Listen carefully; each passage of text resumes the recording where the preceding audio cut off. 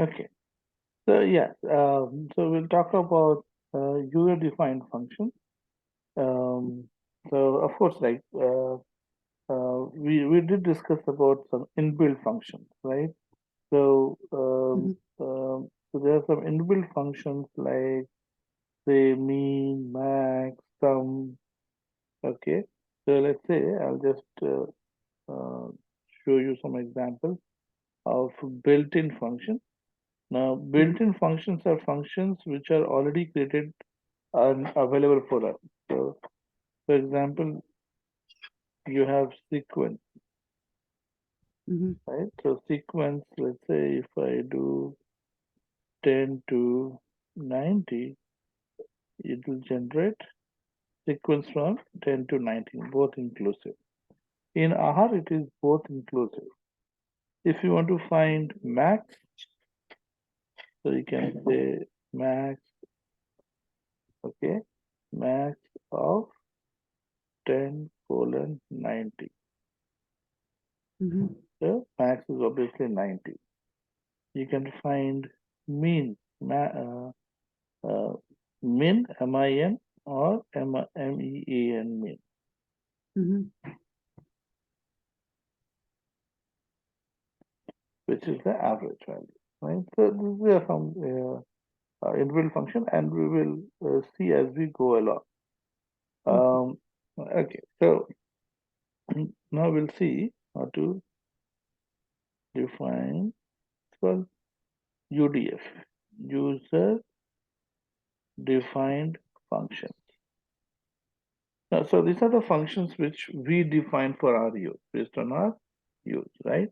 So, we can take a logic, we can give it a name, um, and whenever we want to call them, obviously, when you have intention of calling a certain logic more than once, we give it a name. Okay, we're calling Okay. certain logic more than once. So, so if you talk about user-defined functions here, we'll have a certain logic, and in that logic, we will give it a name, and that name we call it whenever we want to call it, right? So, for example, max itself, right? The max is a function which gives us the maximum value, right? Mhm. So, whenever we want, maximum will go and work on the given input value and gives us the maximum value. Something similar, right? Okay. Is there a function for like count or count distinct? Yes, yes, yes. Okay. We do have count, yeah. And when we do data frame, we'll see the count Okay. distinct also. Okay. So okay, so now here, uh, okay, so the way it works is you give it a name. You give your function a name. Okay, so let's say I give a function name called sum or sum. You can give dot also. Let's function name follows same rule as variable name. So in R, you can even use dot. I can call it as fun sum dot fun, indicating it's a function. And say that it is a function, okay? And does it take any input value? If it takes an input value, you pass the value here. Now, Okay. it means that it takes the input value, and we give curly bracket. So all the logic has to exist between this. So this is a syntax. Function name equal to function, indicate that is a function, and the function will have bracket open and close, indicating that it takes an input value. Okay. Uh, If we have like two variables, can I yeah, yeah. a Num function dot of x num comma two. y? Yes, Okay. yes. So let's take num one comma num two. And now I'm going to say here, um, you can print, you can return. Let's say I say result equal to num1 into num2, and let me print the result here. So this is function definition. So function definition doesn't execute. I mean, it is just it is just about naming it, isn't it? Okay, Mhm. it doesn't perform anything until unless you call it. So now when I call it, only then it will perform certain action. So let's say I call it now. So how do I call it? I'll just simply call the function name sum dot Func. func, yeah, and say Pass a 40, number. 30. Yeah. The result is 40 into 30, right? 1200, right? Yeah. So this is called as um, uh, okay. So let me do one more thing. Here I'm going to say space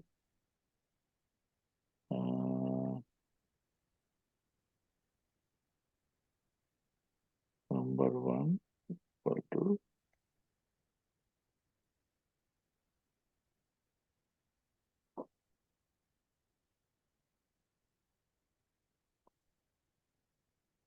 Num2.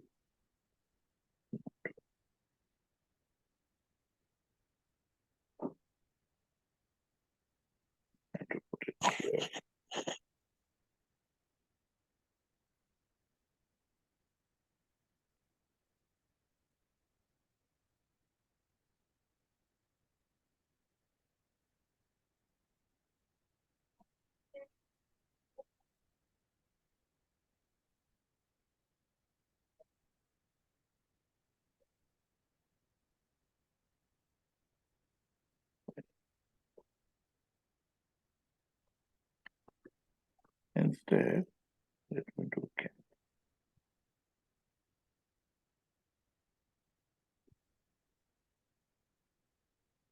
I have to print it out.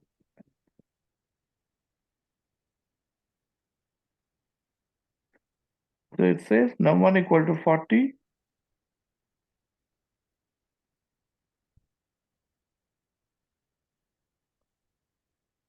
Num2 equal to 30.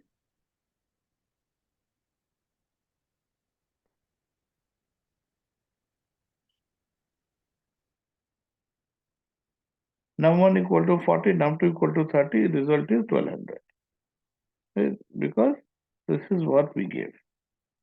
Now, what it says is, okay, so this is called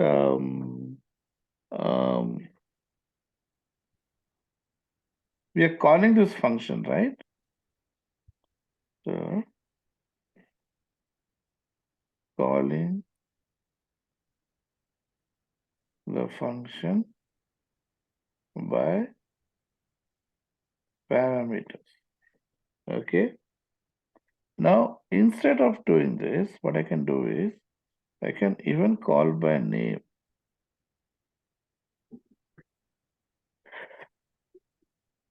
So when I don't mention, by default, first value goes to first variable, second value goes to second variable.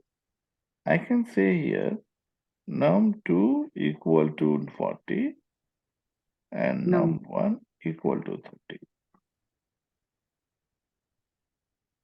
Now you see, num1 took 30 and num2 took 40.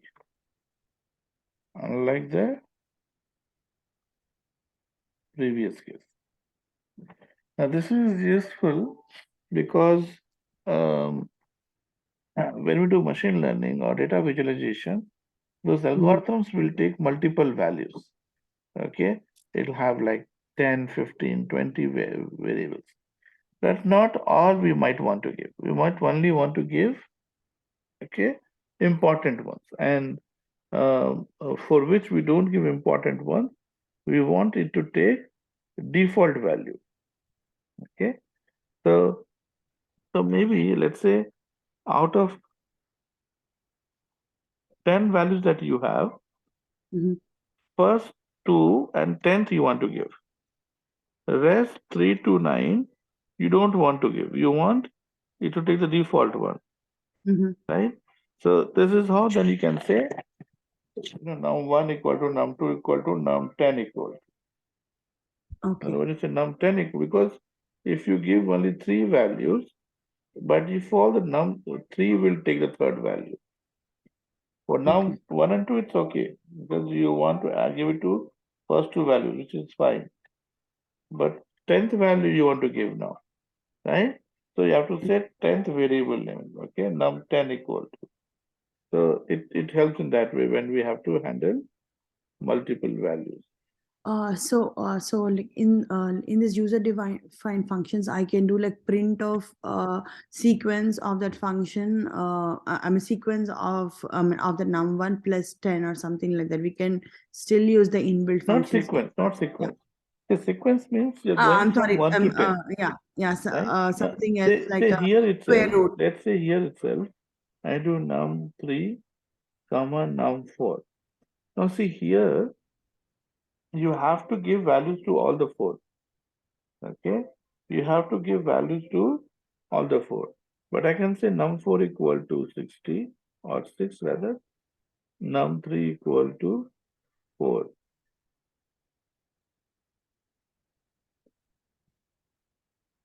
No. So my question was, Yeah, go ahead. yeah, in like result equal to, say square root of, of like num1, is multiplied by num2. I can give something like that, right? Yeah, that you can Yeah. always give. Okay. No, so that is you are manipulating one particular value, Okay. right? But my what I'm trying to say here is now in this case, what I have done, I'm giving function value to 40 and 30, right? Mm-hmm. So by default, first two variable will get the value, right? Now, Yeah. Yeah. but num3 and num4 will take the default one. Yeah. I can say num1 equal to 1 and num2 equal to 2. Okay. Okay. Now here, if I say num2 equal to 40 and num4 equal to 30, okay, So number num1 is will still take 1 and num3 will take 4.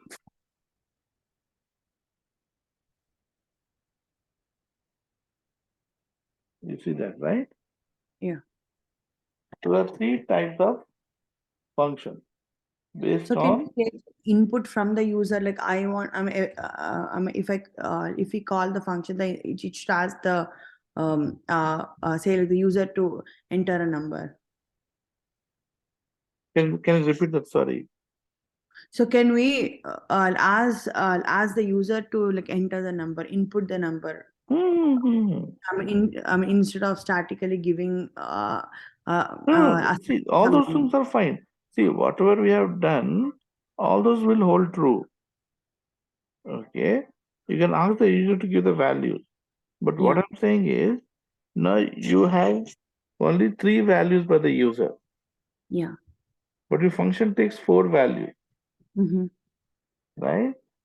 Then, then the fourth one will take the default value, Okay. right? So that you can always say, user to give you value. Okay. In fact, in real programming, that's what you'll do. I mean, you will never have the fixed value. Yeah.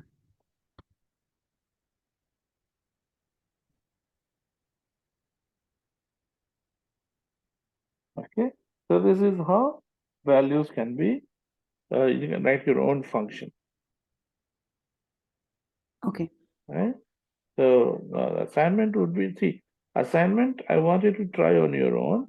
And if you Okay. face any problem, you can show me the incomplete code and we can work together in the class, right? Okay. That's Okay. what my intention is for assignment. So now assignment here is a couple of things that we did.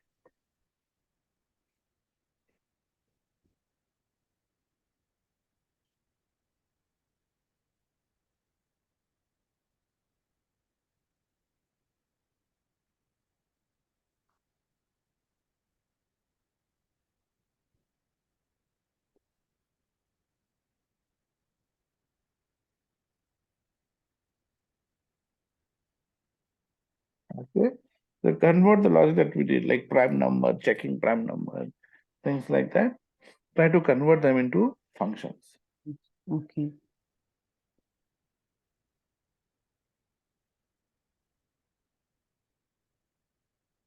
Right? Okay.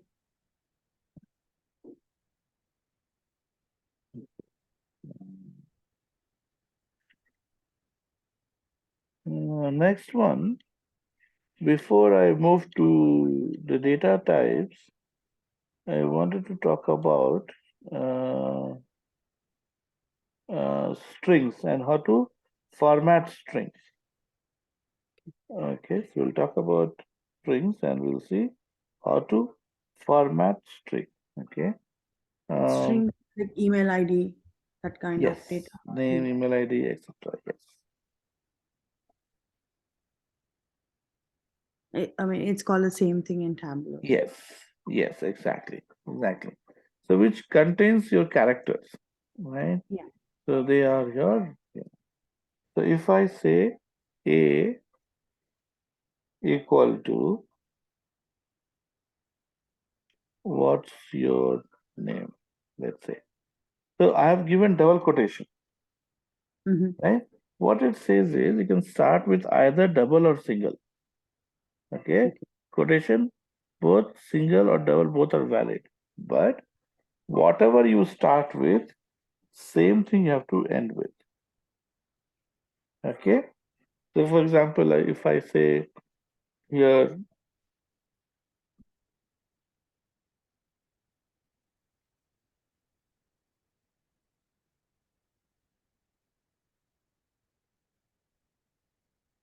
what's your name? Now in this case, what happens? Since I start with single quote, the immediately next single quote is taken as the closing quotation, Yeah. right? But my text itself has a single quotation. Yeah, you can do like backslash and that, right? Right, Yeah, I went through. right. So in this case, what I'll do is, yeah, as you said, I can put backslash or I can simply put double quotation, Okay. right? You're right. Both are Yeah. perfectly valid ways. Okay. Okay.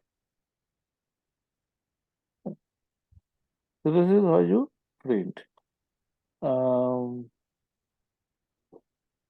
Now we have seen paste, but what happened there was I didn't show you purposely because I wanted to show it here. Paste. Now let's say I put it as B here. Now paste, I can say A comma B, right? But this is Yeah. only going to combine them. It's not going to print. Unlike cat, cat will print it. Okay. So here I can go and I can say print paste. Close it. Yeah. Yeah. B not found. I may I not mean, have after done. changing Yeah, it I did not run to it. be Yeah. index, yeah. Huh? What is Yeah, 50? because I did not run A also. A old value is being taken.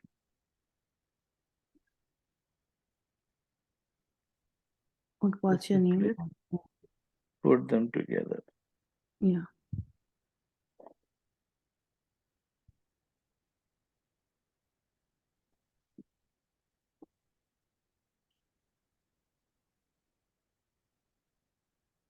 Okay.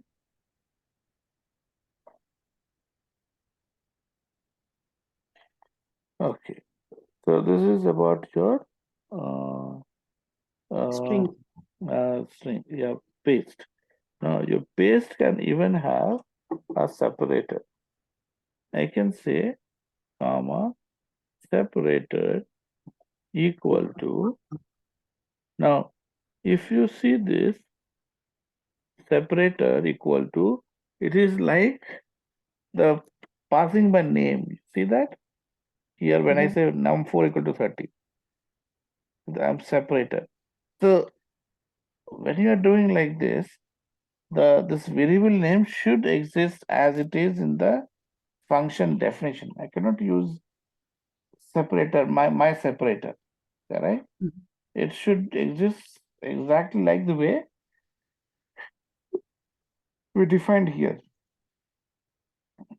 Okay, now you run. You see, that is the separator between the two values that we have. Mhm. Okay. If you have a string where we have like multiple, say colon, some value, and then at the rate, can we do? So can we like take that string and then parse that string into like separate variables? You want to break the So text into yeah, multiple variables. yes. Yes, I'll say based on the separator. correct. So we have Excel function. I think in your case also you have those Excel functions, right? In Tableau, right? When you're creating a dependent column, right? Uh-huh. So let's say you want 4 characters from first name and 4 characters from last name, Okay. right? Something like that you're saying, right? But maybe it's the Yeah. 4 characters you want up to dot, up to colon. No, I want something like I mean I have a string where I'm saying email colon of that email ID Mhm. comma age. So I want to separate email from the age. I want to assign email to one variable and then age to another. I mean, if it's not the right time to do it, that's okay. We can just go ahead with whatever. No. So yes, yes. So see, there is something called as substring. Okay, there's Okay. something called as substring, and substring is the so let's say what's your name, right? Now I do print uh, substring, okay, and let's say here I give a and I give 2, 6, let's say, okay. Now so it give you from second character to sixth character, right? Correct. Now what you are saying here is instead of giving 2 and 6 directly, you have to I use the want, logic to find from where to begin and from where to end. yeah, say some Right? space. Correct, correct. So it could be, so there are some functions here, okay, where you have to count, okay, and do that. Yes, it's possible. It is Okay. possible to do that. Okay. So Okay. so I'll look it up. I mean, online maybe. yes, How? yes, yes, Yeah. yes, yes. So you have to start with substring, but instead of Okay. giving 2 and 6 directly, you have to find the logic to get second and sixth position, because when you have 10 records, not all will have Yeah, from same to number of six. characters, Yes. right? Yeah. So yes, you can do that.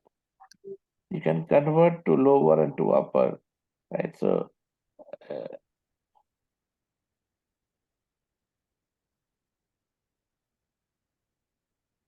to lower a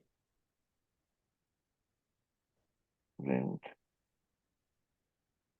to upper a,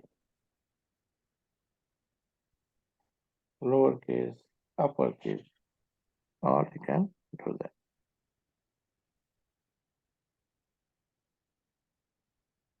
Okay.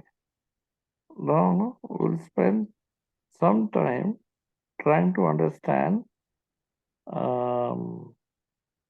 vector, right?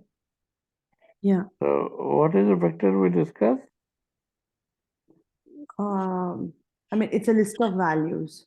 It's a list of values belong to same data type, Yeah, same data type. right? You might have different values. A data frame is of different data types. No, data frame is different. Data frame is table format. Okay. Data frame is your data dot frame, we call it. It is your table format, getting it in the row and column format. Okay. There was another one with like different formats, array, matrix. What? If it's two different data types? So you're talking about, we have vectors, list, matrices, arrays. Arrays, yeah. Yeah, arrays can see uh, your arrays is multidimensional, more than two-dimensional. Mhm. Okay, arrays are more than two-dimensional. Your matrices are two-dimensional. Mhm. Okay, your list and vectors are one-dimensional. Okay, so vectors is your horizontal dimension and list is a vertical dimension. Mhm. So when you have to deal with one-dimensional array, you either use list or vector. Uh-huh. Okay, matrices are two-dimensional. It's like our mathematics matrices, two-dimensional. Okay, Mhm. and then you have your arrays which are multi-dimensional. Yeah. And then we'll get into data frames. Okay. And that will be our last topic of analyzing data. Okay. Okay. So how do we create a vector? We create a vector. See, for array, we have array. For matrices, we have matrix. For list, we have list function. But only for uh, vector, we use C. Okay. C function will create vector. Okay. Mhm. So let's say I say vector 1 equal to C. See. Yeah.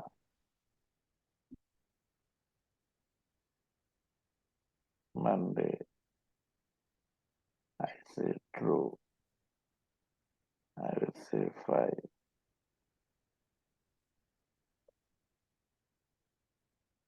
Thursday. Now when you print vector 1, It changes all of them into like one data type, is it? is all capital here. Oh.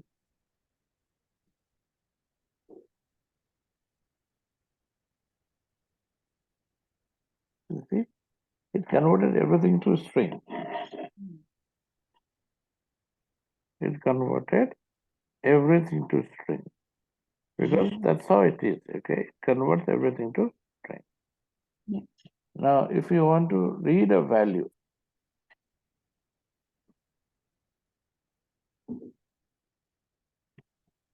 want to read vector 1, okay, vector 1 square bracket. Okay, now counting in R starts from 1. Counting in R starts from 1. So if I want to now get the first member or second member, I will say 1. It gave me second member. Yeah. Right? Second member is true. You can even say here -2. Okay, Mhm. -2. So counting is not only like one dimensional, it is also in two ways. Okay, so when I say two ways, it means from forward, which is our positive index that we did. Okay, and then you have negative indexing. So if I copy the same thing here, and I go here and say -2, so So it removes the second value.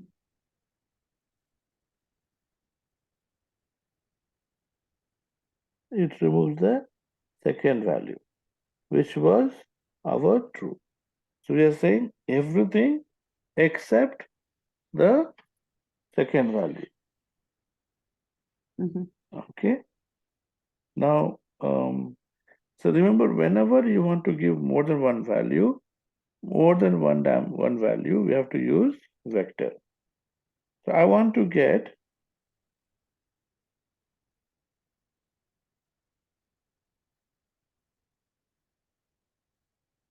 okay, I want to get second and fourth member.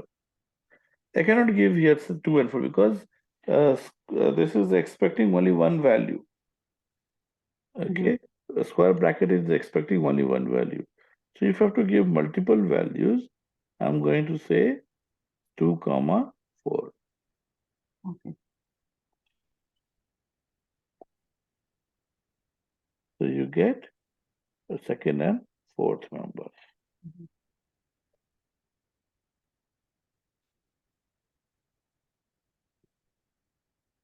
Okay.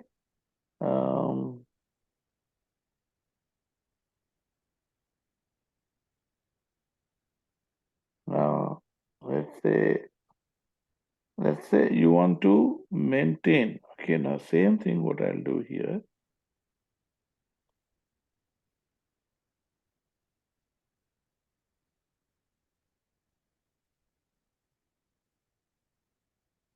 I create list 1. Right?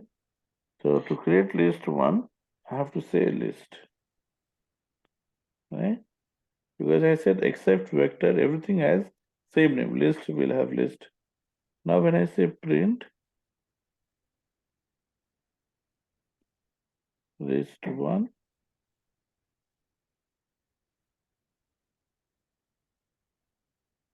it maintained its original structure. Okay. Unlike vector, which it meant. So when you look at say table format, and if you look at each column of table, okay, each column of table is like your vector. Mhm. Okay, because see, if I define a column as string, and even if I try to add integer values, it will convert into string only, isn't it? So the data type of a column is same. You cannot have a column with 2 data types. So even though you're trying to insert an integer value, but since you have defined the column as string, it will be string only. Okay. We have already done arrays and matrices before. You have already done arrays and matrices, yes, right? So now we can directly get into data frame. Yeah. Correct? Yeah. Okay. Now, data frame is collection of your vectors, Okay. right? So before vector, we did factor also. Just to revise, what is factor?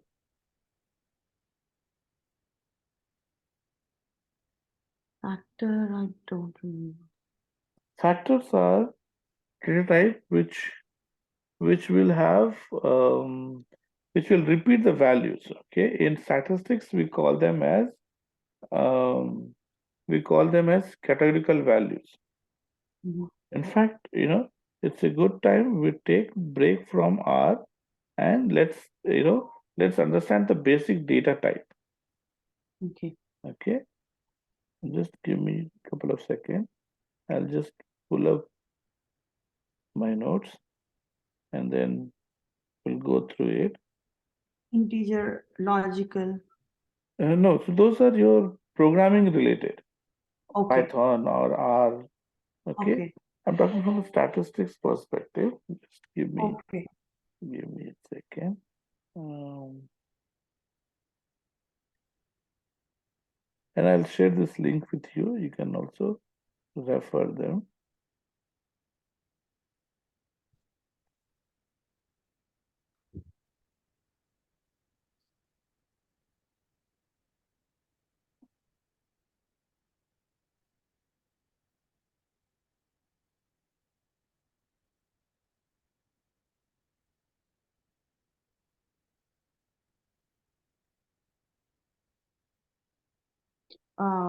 since I like added some points on my resume for R scripting, I was just going through some videos on like how to like import some packages into like Power BI.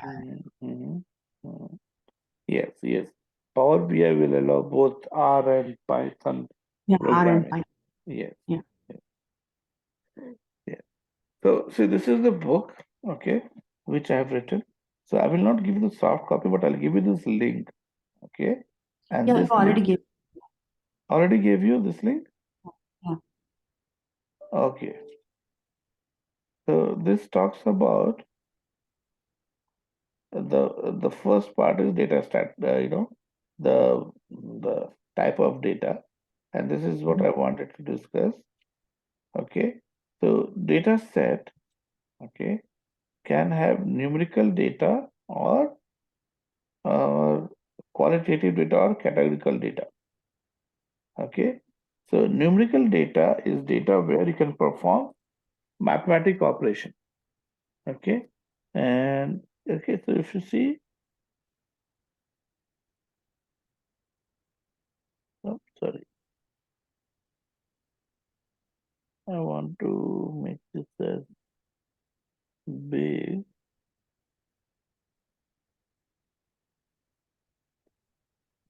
Yeah, so you have numerical data. Okay, numerical data set, the numbers that can be added. Okay, or okay, where you can use mathematical operation. Now, it is important to understand, okay, it is important to understand that numerical data can come in discrete format or continuous format. Okay, see the difference here. Okay, we'll spend some time trying to understand the difference. Yeah, so in Tableau, we have this discrete and like continuous. Continuous is for date kind of fields where the data can be like continuous, and for discrete, it's which has like unique values. I mean, say like per category. Now you're talking about measure and dimension, Yes. right? So there is a difference between measure and dimension. See, your dimensions are always text, and your Yeah. measure is number, Yes. right? But your measure can be both discrete and continuous. So difference is, uh, let's say, when we say somebody is 70 kg, okay. Now, when you look at 70 kg, okay, the weight depends upon the scales that you are measuring, okay. Now, if your scale is like, say, 5 decimal places, okay, is 5 decimal places. Now, nobody will be exactly 70.0000. Okay, values can take any values. Now, if you take simple weight example itself, nobody will have exact 70 kg weight. Nobody will have exact 70.5 kg weight. Yeah. Okay, your it's called 70.5 because your scale has up to 1 decimal place. Okay, so the data set which can take any value is called continuous, like weight, temperature. See, temperature might show as 100 degree or 95 degree, right? Now it's showing 95 degree or 100 degree Fahrenheit because we are showing only 0 decimal places. So it's not that, after a certain time, the temperature becomes, uh, uh, after, let's say, 95 degree Fahrenheit, it becomes 96 degree Fahrenheit. No, it is 95.01001, so on, and then it becomes next number. Yeah. Okay? But when you talk about date, if it is first today, tomorrow is going to be second. Yeah. Okay, it cannot be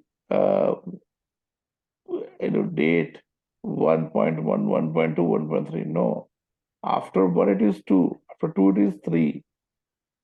Okay, so we call them as discrete data. Marks, for example, if we take about marks, No teacher will give you 50.533332429192. Yeah. Give you 50 or 50, 51, or maybe at max 50.5. Mhm. They're not going to give you, multiple decimal places. So those values called discrete. Most of the values that we come across will be your continuous only. Now, rupee, right? If you Mhm. have a dollar, for example, if you have to pay for something, right, that is Mhm. a discrete value, right? When you negotiate with someone, they'll say 200, you say 100, and then finally negotiate for 150. You don't Mhm. say 149.92525525, right? Yeah. Yeah. But temperature, weight can exist. So that's why we call them as discrete and continuous. Continue. Now, discrete is easy to understand, and continuous can again have be what do you call it, interval or ratio. Now, again, Mm. if you take weight, it is an interval. If I say Mhm. 70 kg weight, okay, if I say my weight is 70 kg, it is 70 kg because the machine does not have a decimal place, one, and after 69.5, right, anything more than 69.5 is considered as 70 only. So if I say, in this case, if I say my weight is 70 kg, it means my weight is lying between 69.5 to 70.5.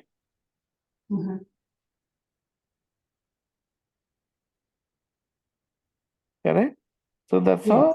how continuous values can be represented in interval format or ratio format. Ratio format is average, for example. Okay. Now, average, when you take something, it is something by something, right? And Yes. that can give you discontinuous value. So something by something, when you get, we call it as ratio. And then when you get some values between a given range, when you define a given range, we say it is interval data. So there are some Okay. examples here which I wanted to read. So I'm not going to get into example. But I hope you understood the difference between. Yeah, yeah, I understood. Yeah.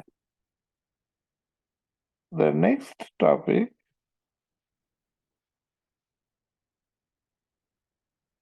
Uh, one-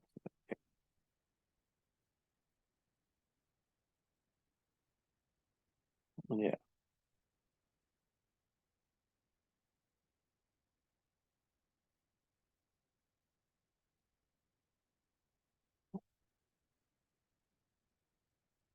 Okay. Now coming to the second type of data, which is your qualitative data, we call them as categorical value. Why? Because here now you have a column called gender. Okay. Mhm. Now gender, since the table has say 10,000 rows, you will have Right. 10,000 different values for gender also, right? Mhm. But gender is going to repeat male, female only, Yes. right? So we call them as categorical data. Categorical data are data which will repeat, okay? And the equivalent of this in R is called your factorial data. Okay. So when you talk about factorial, it is about categorical data. So categorical data, your of course you can have multiple values, you can have thousands and million number of rows, but values per se will repeat among the given set of values. Like when you say countries, okay, you want to add as to somebody's location, you will say countries, for example. Now, countries can have 190 possible names, right? But every time we are going to use one of those 90%. right? You're not going to say that, no, I don't want to use it. Okay. So values which are repeating in nature, they are called as categorical data. Now here you can have again two types, nominal and ordinal. Nominal means the order doesn't matter. For example, male, female, right? Yeah. Male, female is gender, and here uh, it is not important to put female first or male first. It's totally up to you.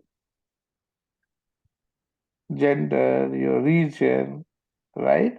They're all examples of categorical data. Okay.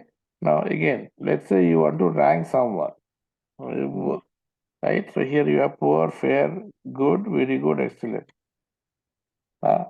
You cannot put those values in any order. Yes or no? Yes. Okay. It has to be in this order, or at max, you can change the reverse order. All right. Yeah.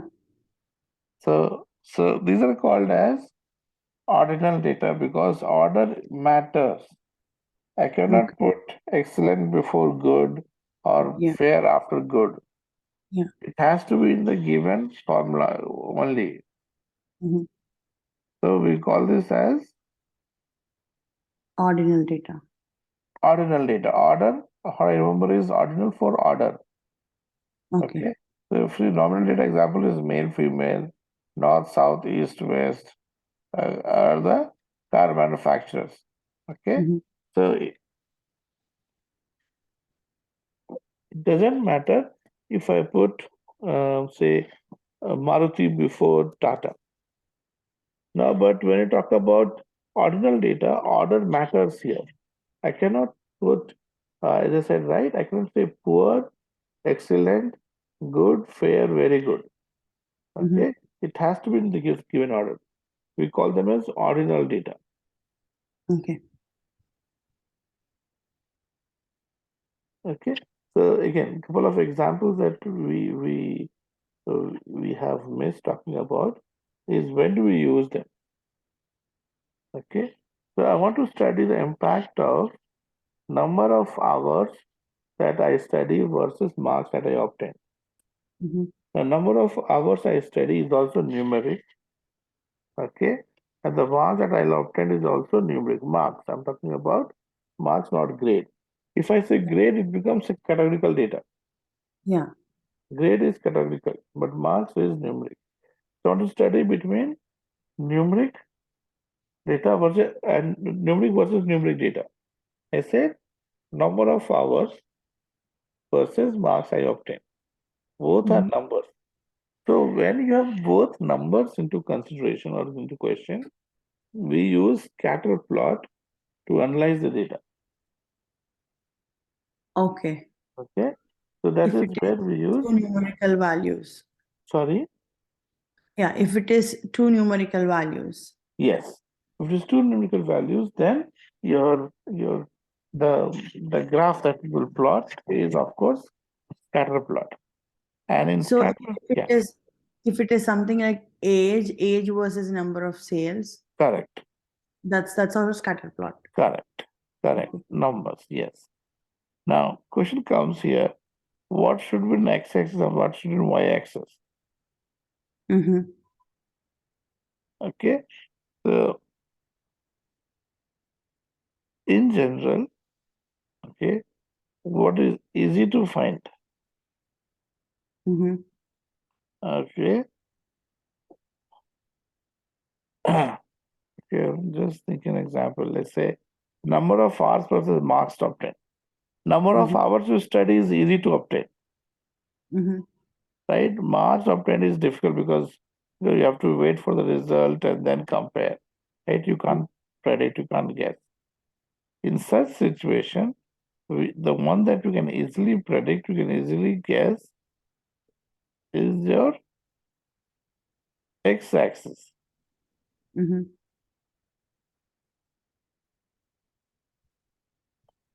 Okay. So that's the example of numerical and canonical here. Now, So when for yeah, age, and the number of sales, age is going to be on x-axis. yes, Okay. okay, because it's easy to predict, right? What is difficult to predict, it becomes y equal to, right? That's how we solve most of the problem. Y equal to, we don't say x equal to, mostly. I mean, general, there's no hard, right? You can say x equal to y, y equal to x, right? But general practice is we say x equal to something, find out x, right? So y equal to some equation and find out y. So y is something that you're finding from x. Mm-hmm. So that's one. Okay. Now coming to your categorical data. Okay. One of the important graph that we create using categorical data is your histogram. Categorical data. Okay. Okay. So first thing, it is continuous, right? So you cannot perfectly define, okay, this has to be fifth or 10th or ninth. Here we Mhm. talk about in terms of range 0 to 5, 5 to 10, 10 to 15. Okay. So we always talk about range here Okay. in uh, continuous, right? Now that Mm-hmm. is continuous data, but now in histogram, okay, on one axis you have a categorical data, on other axis you have numeric data. Okay. So even if you have age, it can be like age. I mean, age 1 to 25 or 25 to 35. So you can still show it in like histogram there. Yes, Yes, even if it's age. Yeah. yes. Now in age, okay, now you can, let's say you have your you run your own company, right? Mhm. And you want to figure out how many population is young, Mhm. right? So that way it is easy to do with histogram, Yeah. right? So you'll say, okay, minimum age, let's say 30, 30 to 35, 35 to 40. So now when I say somebody with 32, I know where to look into, which portion Mhm. of the data to look for. Yeah. Yeah, okay. And I'm sure you know how to draw scatter plot, you know how to draw bar graph, stack chart, things like that, Yeah. right? Yeah.